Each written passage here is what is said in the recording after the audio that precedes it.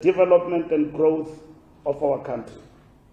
We commend the various sectors of our economy, which include the taxi industry, bus industry, and freight industry, for their principled rejection of the EFF overtures aimed at paralyzing the economy. The response by citizens, the taxi and freight industry, is an example of what a social compact can yield. We'll continue to forge deliberate social compacts with various role players in our communities to ensure that we collectively respond to the challenges which afflict our communities, or put differently, the challenges that diminish our human rights. The ANC joins South Africans from all walks of life who have condemned this so-called shutdown in the strongest possible terms. This attempt at insurrection and overthrow of a democratically elected president from a party that has garnered a mere 10.8% of the national vote must be exposed for what they are. Our people should not be hoodwinked into supporting anarchy and violence under the pretext of service delivery. We call on all South Africans not to heed this call that seeks to reverse the gains of our democracy at the altar of expediency to advance narrow political ends. Following the 55th National Conference of the ANC, we released our resolutions which outline key and immediate tasks arising from conference and articulated in the 2023 January 8 statement. And these tasks, number one, is fixing load shedding and electricity crisis. Focus on service delivery. Grow jobs and the economy through investment and small business support. Deal with crime and corruption. Deepen renewal of the ANC and build a better world and Africa. We are therefore seized with the task of implementing these resolutions aimed at addressing the most pressing challenges facing our people.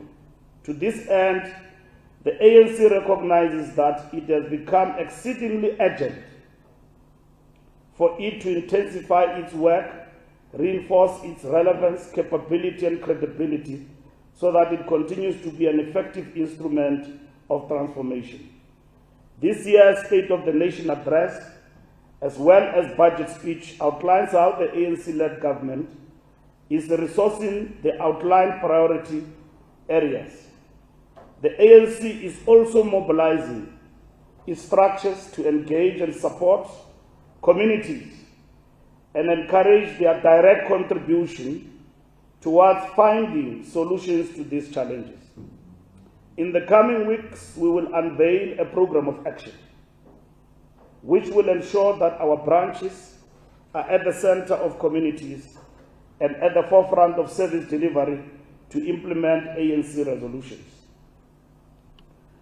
Though it is still early days, the ANC welcomes positive spin-offs that are starting to show from implementation of the Energy Action Plan. We also note that Eskom projection made on the 22nd January 2023 has materialized. Eskom made a projection to the effect that the energy availability factor will increase from 58% to 70% towards the end of March 2023, and that has exactly happened. We have no doubt that the relevant authorities will ensure that these improvements are sustained and lead to a continuous reduction and eventual end of load shedding. We wish to reiterate that we will not be sidetracked from the important task of implementing our electoral mandate and continuously improving service delivery in order to make a better life for all and live the reality by those who are mainly motivated by political opportunism, adventurism, intolerance, undemocratic behavior, dictatorial tendencies, delusions of grandeur, and an attempt to bully citizens who do not agree with them. And that is what this South Africa is all about. And this is what we stand for with all the citizens of our country. And we appreciate the fact that in the rejection of this attempt to shut down the economy and the country, it was rejected by majority of our people. And for once, across the political divide, and the working class of our people, and the people went on with their business as usual. Those who had to go to holidays went to holidays. Those who enjoyed their time wherever they were, they did, exploiting the fact that it was a long weekend. Law enforcement did their job. 530 or plus people were arrested on attempts of anarchy. So don't tell us a story that there was no violence. The previous night here in Braamfontein, there were attempts of violence, hoodwinking students and everyone else to get into acts of violence. Those were thoroughly suppressed by law enforcement, including in Durban, sporadic activities around the country. When the sun rose, the narrative changed from violence to peaceful march. There was no peaceful march. The attempt was to shut down the country. The taxi industry and everybody else in our country rejected that. It did not materialize. If there were people who were supporting the shutdown, are those we saw marching in Pretoria, including to the gates of Brantirio. The majority of our people did not join those activities. We saw sporadic small activities across the country. Law-abiding citizens said, never again will we be part of anarchy in our country. We saw what anarchy did, shut down small businesses in Soweto. And we have said as the ANC that any form of shutdown will not affect anyone else but the poorest of the poor, and in particular small businesses in our country. There are people who closed their shops because they were afraid that they can be attacked, and they did not do business on a holiday. And it affected the hawkers who did not come out at work to come and work because they were afraid to be attacked, because they were given notices by the EFF. They were given notices by the EFF not to come to work. If you organize a people's revolution, it must be embraced by the people. You don't coerce them and bully them that they must join you. They join voluntarily because they believe in the cause you are taking up on their behalf. So that has failed in our country. So as I conclude, Somlong, it is important for us to react to this because this was the most important and most talked about and the most threatening activity to the economy of our country. And it is no small feat in any way. We didn't call for a shutdown. A political party did, which is represented in parliament. We didn't call for that. And don't come and tell us what should we react to. Don't tell us what should we react to. We're a political party in this country. If the ANC goes this direction and political parties come and react to the ANC and load shedding and all of that, we don't dictate what must happen by who, when, what time. So I think the ANC deserves all the right to express its view in relation to what was politically threatening our democracy, flourishing democracy in our country. It doesn't mean people don't have demands, don't have concerns. They do. They do have concerns, and they must raise those concerns with the democratic government. So thank you very much for affording us a space and opportunity to react conclusively with our view on these particular developments. Thank you very much. Very much, SG. With that, I am going to invite any questions from colleagues. I will start with yourself, my sister over there, and then yes, proceed to you, my brother. Start with here, and then we will take it in that order, and then I'll come this side. SG, it's Katel Sohoto from Kaya 959. Just on the sentiments that perhaps the deployment of the Defense Force, the Army, was a bit excessive. Now in hindsight, is the ANC of the view that it still should have used the Army, or perhaps was that too much? Thank you very much. And then proceed. Over to you. Kosnati Shasi from Power FM News. My question, SG. In South Africa, we have the freedom of speech. We all know that. But as the leader of the governing party, you took to social media and went for a tit-for-tat with the EFF, labeling their shutdown as a failure. And while you do have the right to express yourself on social media, the general public, the Twitter public, were provoked by your comments because the EFF were not just marching for a shutdown, but they were marching against the ruling government and issues that affect you. So my question is, SG, is there a social media policy in the ANC considering the state of affairs happening in the country, or do you have the right to tweet however you have to tweet, even though the Secretary General of your party level? Thank you very much, Nkosinathi. Do I see anyone this side? Oh, there's no one. I will then go start. Shall I start at the top? Right at the top, my sister, and then come down here in that order. This is from the Mayor Guardian. Mr. Mbalula, there's a couple of questions I want to ask which are related to the EFF. But just on what my colleague was touching on, I think it's a relevant question in terms of the ANC's policy on social media. I believe two of your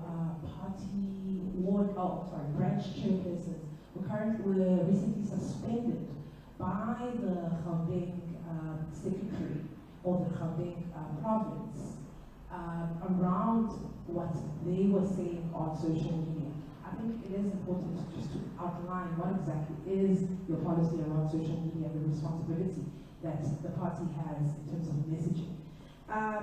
On my question, sir, I called you a couple of weeks ago, and I spoke to Sister Penny as well, around the mayor of Buffalo City Municipality and his recall. The ANC in that province had cited that they had the blessing of the top 7 to recall that mayor. I just wanted to get the reasons for his recall, considering that the Metro had clearly outperformed its previous terms and increased the ANC's vote to 2021 in terms of the local government elections. On the debate around the president of Russia, the ICC having instituted a warrant of arrest against him, and we know that he is due to attend a BRICS summit in August. Just the ANC's own perspective around whether he should be arrested or will he be arrested when he enters South African land.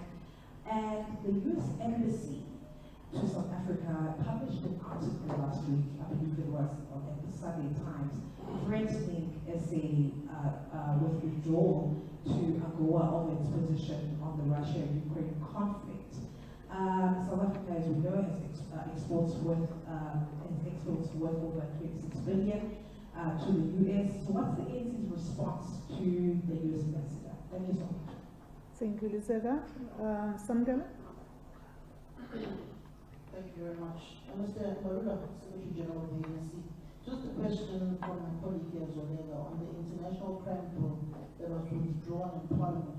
Whether you, as the ANC, are considering reinstating that particular bill to withdraw from the International Criminal Court. Remember that post the Omar al-Bashir saga, the ANC's National Executive Committee took a decision to go and start a process to remove South Africa from the International Criminal Court as a signatory. and that was further overturned by the ANC's 2017 conference, which you and our president was later then came on a ticket of clean governance. Knowing that you are facing a scenario now where President Putin has been declared by the International Criminal Court to be arrested, and South Africa is the signatory of that statute of the ICC. Are you considering removing that bill, once again bringing it back to Parliament? Then secondly, on the issues pertaining to President Vladimir Putin, what will be the ANC's game plan, knowing now that he is on the radar of the ICC and must be arrested? Is he coming to the country? Are you going to be complying with the statute of the International Criminal Court, or you will be performing an Omar al-Bashir once again and sneak him out of the country? On the issues pertaining to Mr. Julius Malema, the leader of the EFF, is your battle with Julius Malema not becoming too personal, being that of the master versus the student, knowing that you ultimately ushered him in as the president of the youth league against the wishes of Saki, of Sikizigala, and all the others whom were contesting in the conference to Saki Mukeke, now Saki Mukwen? Are you becoming too personal with Julius, and him becoming too personal with you? And where does that leave the party as a whole? Does it not elevate the stature of the EFF, a 10-year-old organization, of an organization that's over a century? Thank you. Thank you very much, Samkela. Over to you. Thank you very much. Good day, leadership and colleagues. My name is Mawande from the Standing Well. On the issues of the day, the most important is to describe the development of the current time. What is your view on the public sentiment that expressed shock and concern over what the state, in terms of its security, displayed, the technology that it has, and all the sophisticated stuff that the general public say they never knew existed, and it was never unleashed to protect the public from the rampant crime in the country? As we know that we are among the leading countries in terms of crime in the country. I'm sure by now you should have seen yourself that people are saying they are shocked that we actually have such a capable state on the security cluster, but we never saw this. This has been only unleashed to protect property of capital and the interest of capital. And does that mean that the ANC doesn't really care about crime that affects the ordinary people? That does not mean that is the sentiment of them. I'm sure we have seen it. How do we react to that? Secondly, on the same issues, SG, how did the intelligence of the country succeed this time around? The Minister of Intelligence, the President, was saying that they had intelligence, for instance, among other things that she mentioned, that this was planned to continue for days, in appeal. But you managed to squash it, as you said. How did previously you fail to foresee such things, especially if we were to use the reference that we used, the 2021 July unrest? How do you compare the reaction of the security cluster at the time to now? Could it be also accredited to the controversial move of the president to move the intelligence to the presidency, which was met with a lot of opposition at the time? Did it contribute in improving the intelligence of the country such that we managed to have what we had on Monday in terms of the intelligence that we had? On unrelated issues to the shutdown, SG, what is the latest to the issue of the ANC pursuing Mr. Director for defamation? Is he still in the country? If he is out of the country as is alleged, what is the plan of the ANC in getting recourse in terms of the things that he said about the ANC, which he has said multiple times that he take offense to? What happens in that regard going forward, especially if, as alleged, he has left the country? And then today, I understand that there's a debate in Parliament proposal of the DA on the NCOP committee on the Parapal. Is the ANC going to support it? Is it going to oppose it? If you oppose it, why? If you support it, why? And then on internal ANC matters, the ANC Youth League and Western Cape, when are they going to conference? Are they ready? Do they have the money to go to conference? What are the timelines? Because we understand that there might be challenges in both of those particular issues. Thank you very much. Thank you very much, Mawande. Lubuyo. Hello, Lukhan, sorry. It's okay. Mr. Mbalula, most of the questions that I wanted to pose have already been posed. Particularly, I just needed an update on the director matter. I know that you had given him a deadline, so I just wanted to find out as to how far that matter is. Are you, are you speaking to your lawyers? Are you pursuing the matter as per your words during the press briefing? So one is unredirected. And then the second one is, again, just on this issue of the EFF.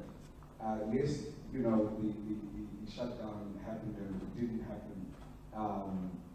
It was successful, it wasn't successful from either way. I understand, of course, that the African National Congress has to kind of respond. But my issue, and the real question that I want to ask is that from where most of us are sitting, it's really like a tit for tat between you and Mr. Malema, where you're calling each other names publicly, and I'm just trying to understand that, is that the level of political debate that we're currently seeing in our country? Is that what our leaders are exposing us to, where Mr. Malema calls you that, he says this about the ANC, you come here and you call Mr. Malema X, and you say that about the EFF. Should we not rather be dealing with issues of substance instead of dealing with the issues of form? Because what's happening really is, yes, it's good for us as the media, because obviously we get to print the headlines, but really, ultimately, the people, the ordinary South Africans are the ones that are looking and seeing that political parties dealing with name calling instead of really dealing with the issues of substance, such as when are we going to deal with this issue of load shedding? When is load shedding finally going to be an issue? We understand that the Monetary Policy Committee is going to sit and is going to raise interest rates again.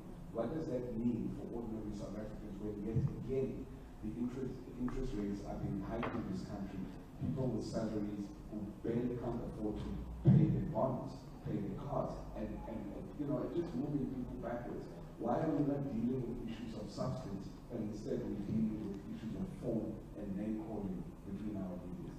That's just some of the questions, sir. Thank you very much. Thank you very much. Do I have any? Okay, so I'm going to go back, to the back, and then, or shall we just hang 10? Shall we hang 10 and then and deal with these ones, and then I'll come back there and there. Thank you. Thank you for the questions. First and foremost, the first question is excessive deployment of the army. When eThekwini was run down and malls were closed and looted down, and 300 people died in chaos. When Alexander came to a standstill, malls looted to the ground, there was an outcry about the state capacity and authority. And the outcry was that we are leaderless, and that this thing was not insurrection, it was not an attempt to remove government. It became a polemic, it became a philosophical discussion.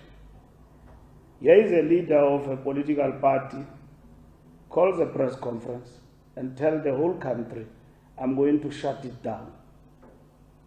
Right in front of you. You write about it. You put it in the headlines. He gives us the date. It will happen, the shutdown, on the 20th of March. He goes about, he talks to the freight industry, talks to the taxi people to shut down the economy. As Queen. Nothing must move on that day. Now the state must fold its arms, the rule of law must be suspended.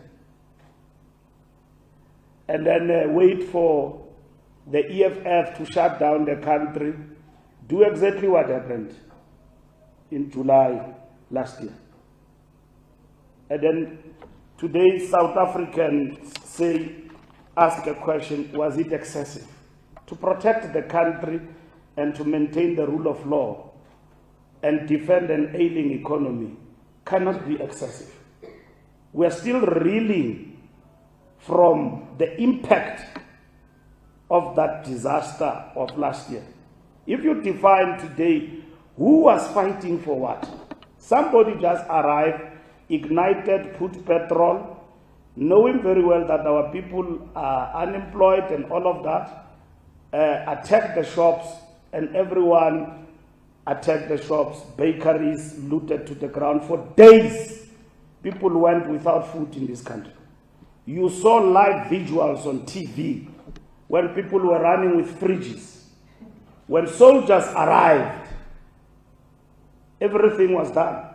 People had to be raided in their houses to bring back fridges. Others had to apologize to say, because we're unemployed, we had to do this. Because there was a passage for us to do these kind of things. Now, a responsible state cannot allow that recurrence, especially when you are forewarned. You've got to cover the bases and the entire country, because you don't know where is it going to erupt. And then it was not just war talk, inflammatory speaking, to the point where in which it was pointed that these things will actually happen. There was nothing like peace that was being uttered. What do we have to do with peaceful demonstrations that happen every day? The DA the other day was marching to our headquarters. Our members through the Youth League came here.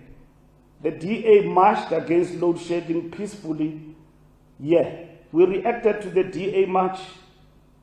And then we said, you shouldn't do this thing of marching to headquarters of political parties. You know where is Megawatt Park. I was standing here. Today you are asking me why must I react to EFF? When they threatened worse than the DA to shut down your own country, you are asking me why, and you're reducing this thing to personality. I'm not a cult. I've never attacked Malema personally. Where did I do that? I've represented the position of the ANC that shutdowns are not a solution. And a political party that claims to be on the side of the poor, if you organize a shutdown, the people who will be at the receiving end are the hawkers, are the taxi people. And I ask the question, if you say you are on the side of the poor, do you know what it means for a taxi not to move for a day? Because that taxi is the taxi of the breadwinner.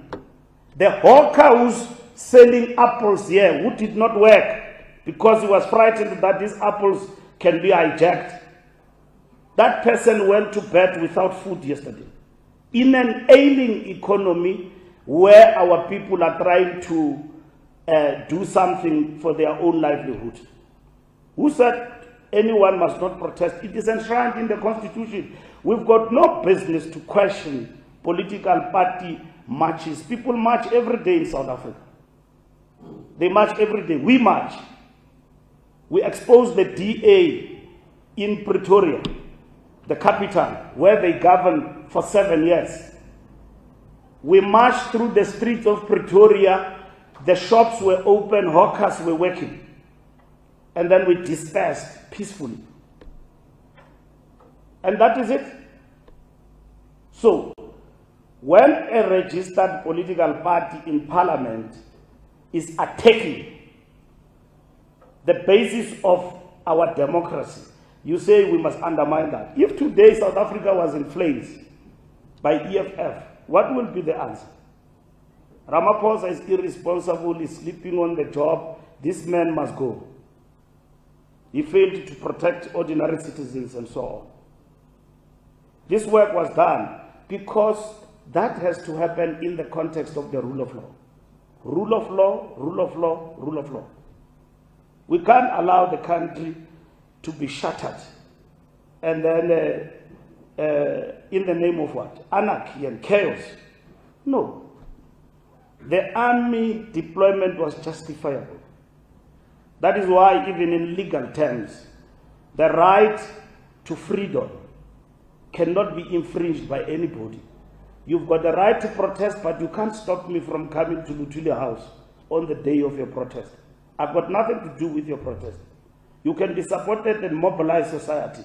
That is enshrined in the Constitution.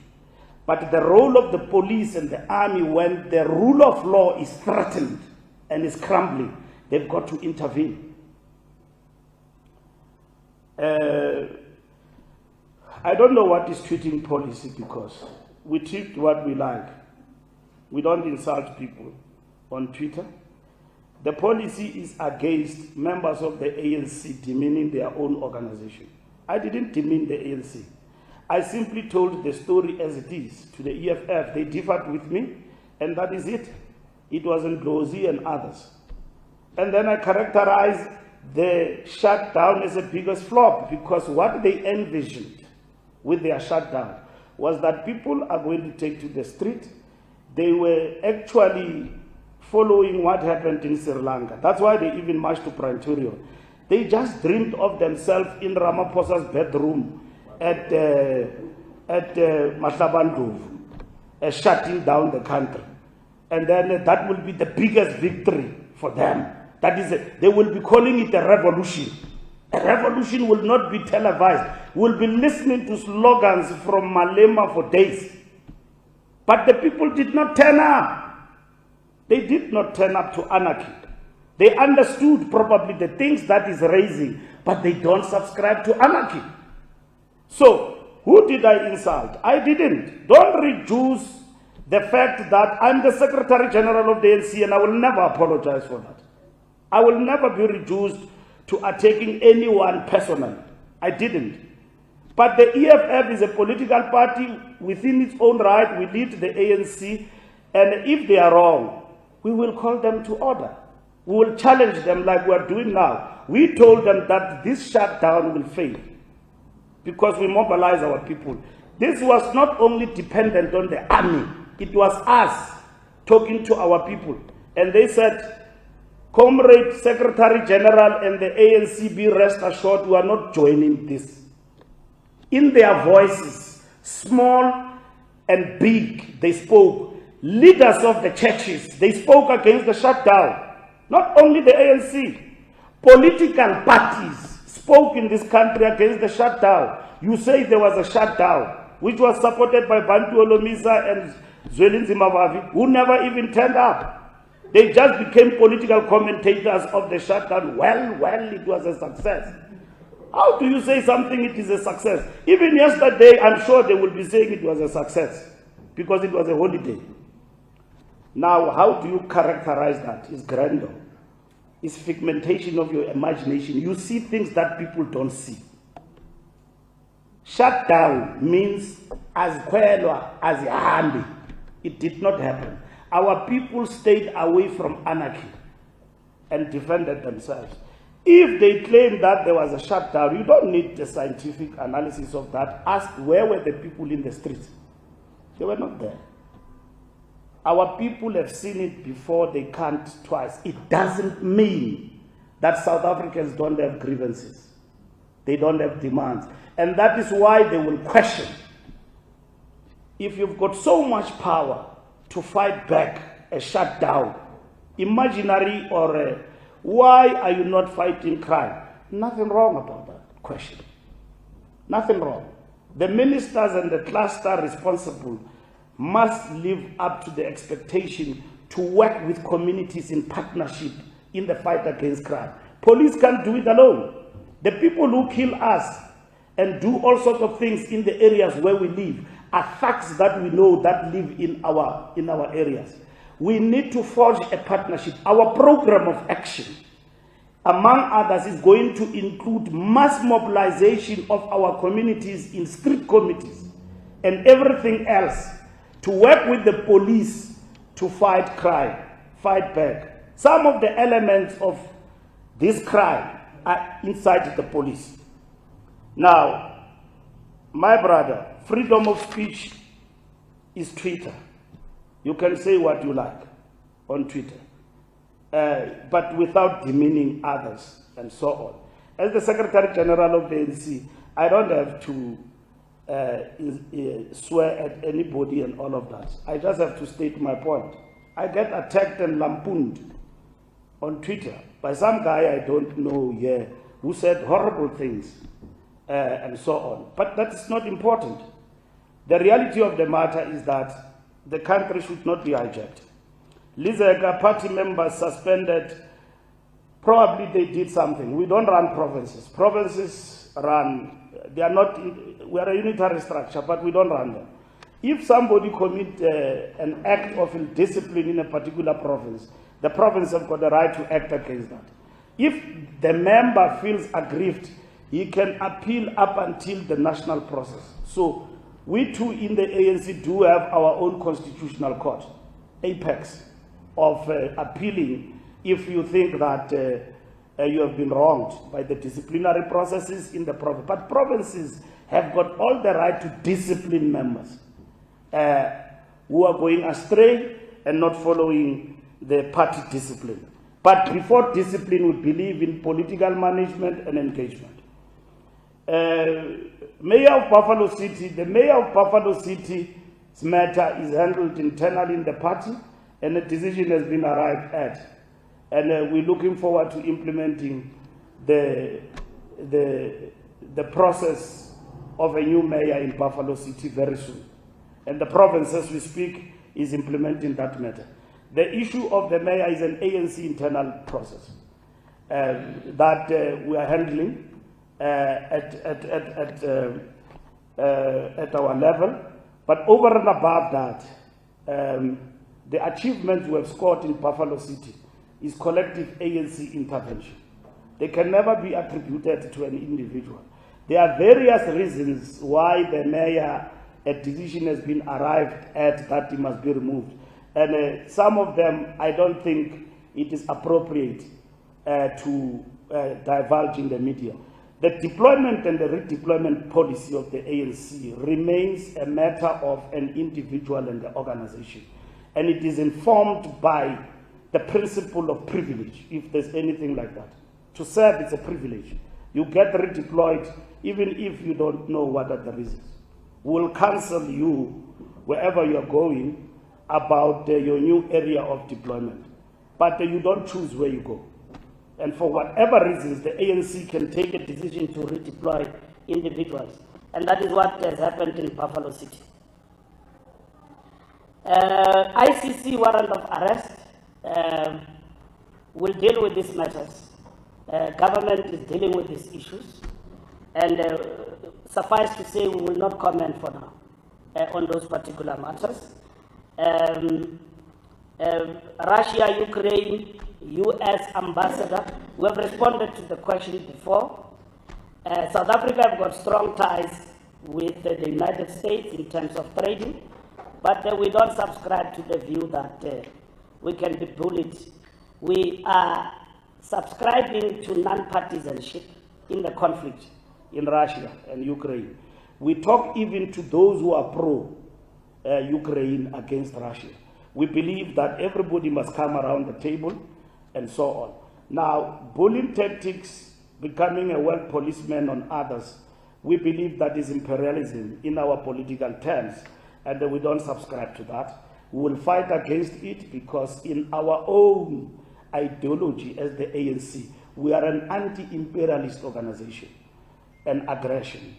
You know that certain economies and countries must be bullied economically by the powers that be or the superpowers. We have been fighting that from right our inception when we fought what we call colonialism of a special type. And that is what we fought against.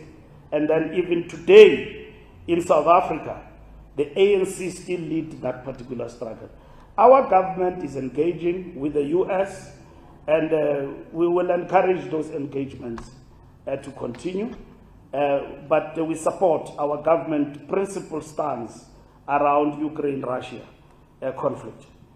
Samkelo, reinstatement of, I've answered that. The current National Executive Committee does not have any mandate to get out of ICC. Nor has it discussed its position on ICC. So, whenever the NEC discusses this matter and arrive at a conclusion, we will be able to make our views known on it. Not that it is a matter that can be discussed. I'm sure it will be reflected upon. ANC's game plan on putting, again, that matter belongs to government to handle capably so.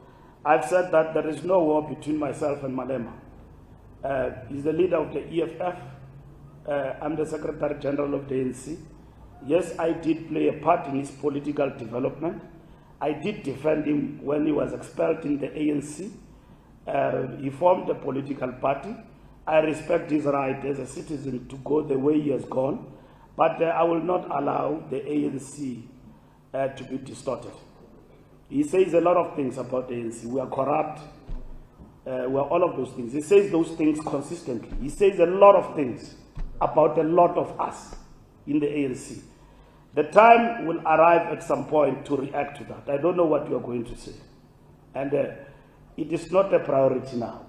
I have said, I'm repeating now, EFF is not in our radar every day. It's not in our radar. We are not about the EFF. I've said it in Pretoria when we're marching. I'm repeating it here once more. We've got nothing to do with the EFF. We are against chaos, anarchy, and any attempt of demagoguery that seeks to hijack hard-won victories in this country will be opposed and will make our views known against unapologetically. Because demagoguery has actually cost World War II. When people said they were socialists and in reality they were fascists. That is Hitler, you see. And then he hijacked the whole world and plunged the world into the Second World War. That's what happened. So if demagoguery is allowed to flourish unattended, it's dangerous. If you're just going to allow that people must shut down the country, we condemn truck drivers when they shut down the country. As a Minister of Transport, I spend hours with truckers on the road up until I reached an agreement with them, shutting down the economy. I know what does that mean. As a Minister of Transport, I was on the ground with taxi owners and drivers, shutting down the country. I know what does that mean and the dangers of it. This economy can be shut down. And if we allow a political party that has got legal standing to promote such tendencies, we will not have a country tomorrow. Let those who want to celebrate with the EFF celebrate, but anarchy cannot define a defining feature of what must happen in South Africa. Everybody has got a right to protest. So there's no personality issues here. Even Malema himself, he does tell you that we are friends. But I don't know friends who attack each other personally and all of that. So I don't know what is that. But he has said that to you. So there is no animosity. There is political engagement. You see, and we engage, we differ. You see, because, but we don't run EFF. We are the ruling party in this country. That is one thing that people must actually understand. State power displayed, we are very much encouraged by that intervention. Of course, there's a lot that needs to be done with law enforcement in terms of working with the communities to fight crime. Intelligence was performing very well. It looked like the deployment and everything else was well informed around this. De Ruyter, we are still pursuing him legally. By last week, we were tracing him through the legal means, because he did not respond to us. So we'll find him, because he must account for what he said. So if he doesn't account, we'll take further steps. We'll go to court. We'll take him on legally. Like we said, it doesn't matter to us. Nobody can go to ESCOM today in the name of the ANC and then say that I'm sent by the ANC to do this and that. The ANC has never sent anybody to ESCOM. Has never sent anybody to ESCOM to do business on its behalf or whatever. If anyone has done that, the Director is the officer of the law, empowered by the law through the law of PRECA, has got the right to have reported those people to the police and DPCI, to bring those people to book. That is what is expected. In fact, what he has done is dereliction on his part. He's got to report those people through PRECA that, hey, Mahleng is busy with me here. And then I'm not comfortable. And I think this is corruption. And then the police and everybody else, the fusion center, will guide him what to do. And you can't then, when you go that other side, you say that it is the ANC. The ANC bears no such responsibility. We are battered. We are smashed in the public eye that we are corrupt. We have gone to a conference. We have done a number of things to reverse corruption. We have taken hard resolutions that if you are affected, these things must happen. Out of self-reflection. That is renewal. So there's no way we are going to accept this bashing without substance about corruption. We've got to deal with that. And then that is what is important. Lucanio, which is the last point you raised, I've answered the rater issue. Yes. Tit for tat, I've answered that. We've got no tit for tat with anybody. All what we've got, you know, before we came here, we were discussing with my team our approach to today's press conference. And they were saying, no, it must be political development. I say, what is political development? The most important political development happened on Monday in this country, shutdown. And it has been talked about for 3 months, I don't know how long, in South Africa. So when it comes to an end and it's a flop, we are told we must not talk about it. It is a flop. It was a flop, Julius. Yes, on and on. It was a flop. Our people did not come to the party for a shutdown. Maybe they would have come to the party for a peaceful march. Not shutdown. They didn't. Don't now try some philosophy that it was not a shutdown, it was a stay away. You did not call for a stay away. You called for a shutdown. Shutdown means means of economic sabotage. Guerrilla tactic, what happened in July? Ban there, mobilize people, stretch the police, bring chaos, bring the economy down. What is the reaction of the rand? The following day, I told you the sun will rise from the east and then it will dawn in the west. What is the state of the economy is exactly what you say, which we must attend to. The interest rates and all of those particular things. But the reaction of the markets and everybody else was superb because the country was defended. But we are pained by the fact that innocent people could have fallen into the trap, and some of them could be in jail, having a criminal record, and others slept without food yesterday because they could not commute to go to work because they were threatened.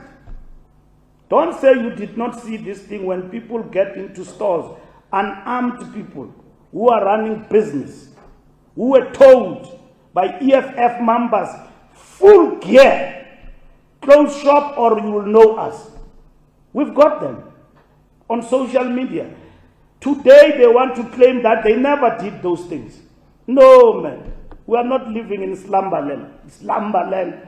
We said, don't do this thing.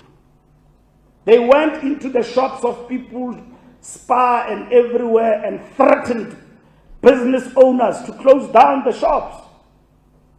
And business owners had to stand on their own. The ANC will never be on the side of anarchy, will be on the side of our people. And that is why we mobilized our people and they hit the core. And together with them, including the security forces, to maintain law and order, which is their primary responsibility in this country, under the leadership of President Ramaphosa, made it impossible for anarchy to prevail.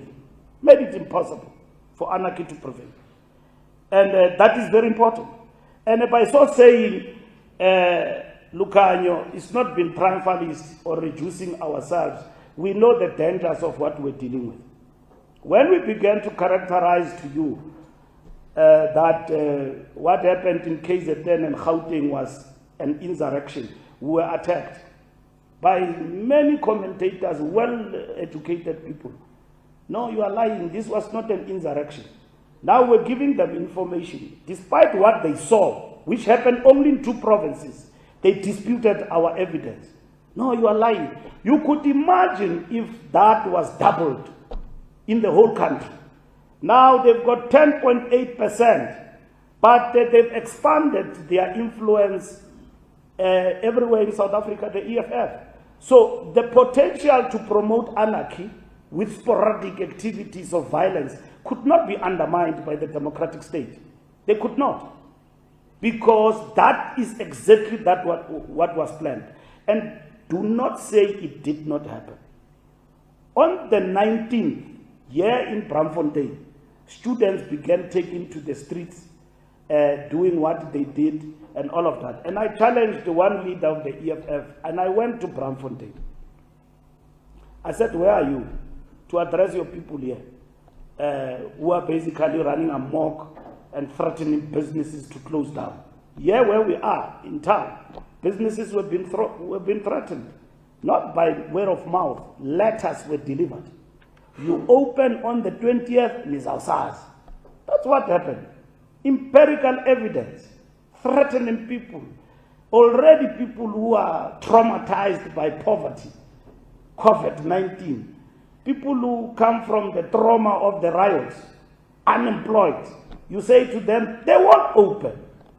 Poor people who run spaza shop, they won't open. You know, when a spaza shop is looted, to refill, it's not a child's play. It's a lot of money for a person who runs a spaza shop to refill once looted. Refill. That spaza shop is not insured. You will not get any support from anywhere. Probably you opened a spaza shop with the pension money that you had is closed down. We encourage such activities. We have never minced our words when it comes to these matters. We have actually been very clear. We are very vocal on issues of substance. We don't claim easy victories. We have told you now, load shedding. ESCOM told you that by March, 70% of the capacity will come back. 70%. So when you get to stage 1, you want to claim that is because of Malema. But it's easy victory. It's a lie. This is what Amilcar Cabral warned us about. And it goes around, it becomes the truth. No, you know Malema, EFF, you know, they just marched this government and all of that. You see now there is no crime and so on. It's easy victory. You can lie to people, but it's temporary. It's temporary. It will be exposed at some point. Because ESCOM is on the journey. We introduced a Minister of Electricity here. We were attacked. We said, let's go down. The board of ESCOM, management of ESCOM currently, we knew that at ESCOM there is goodwill there. We knew that there is goodwill at ESCOM and things will change for the better. Focused minister, as they were protesting yesterday or on Monday, Sputla was visiting, even today, he's visiting all plants, looking at the progress, understanding. Now, you can't run something if you don't understand it. And some of these people give us feedback. We have never been visited here. Nobody ever came to talk to us.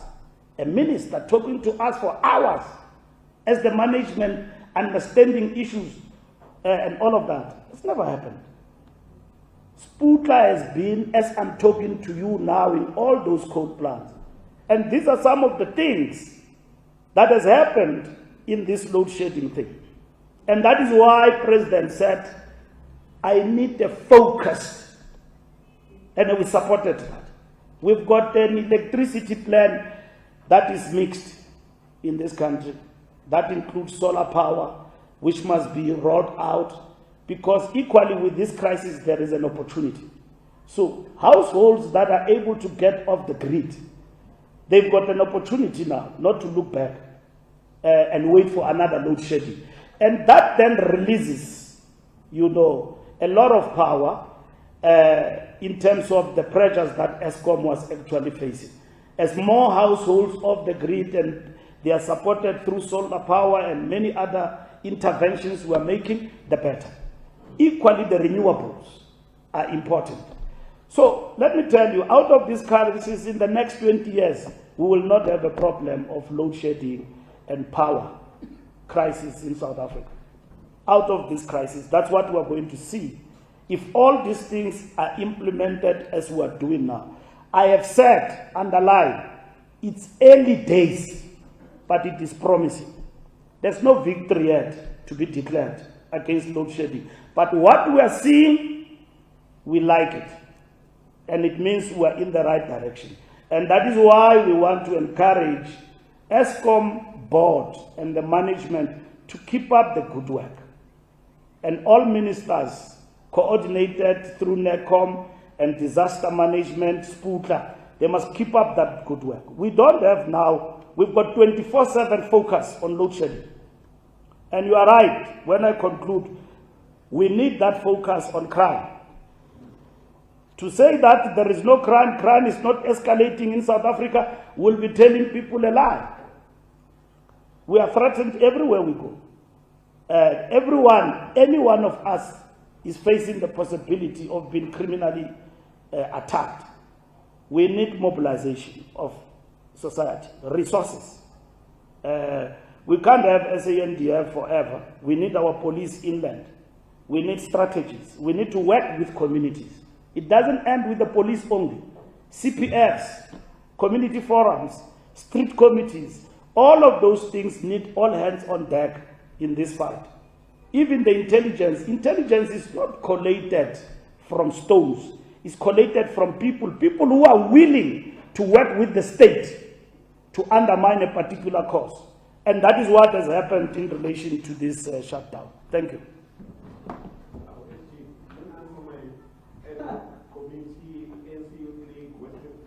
Oh, yes.